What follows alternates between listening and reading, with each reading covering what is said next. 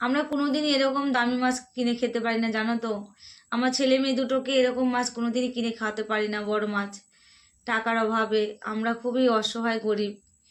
আমরা সবসময় সুধা ভাত, নুন ভাত মানে খেয়ে না খেয়ে এরকমভাবেই আমরা দিন পার করি।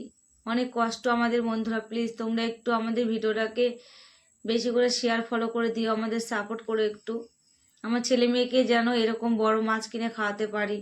ওরা অনেক কষ্ট করে মানুষ হচ্ছে, জানো তো। এইমাত্র খেতে বসলাম, দেখো রাত্রি 11টা বাজে, এখন বাজে রাত্রি 11টা। আমি একটা দিদির বাড়িতে গিয়েছিলাম, ওখান থেকে 10:30টায় এসেছি বাড়িতে, কারণ সারাদিনে সময় পাই না, সেই জন্য রাত্রিবেলায় গিয়েছিলাম। আর দিদি আজকে আমাকে দেখো একটা বড় মাছের তরকারি দিয়েছে, বড় মাছ দিয়ে। দেখো মাছটা তোমাদের দেখাচ্ছি, অনেক বড় একটা দামি মাছ। এই দেখো, এটা আর মাছ, আর মাছের চাক।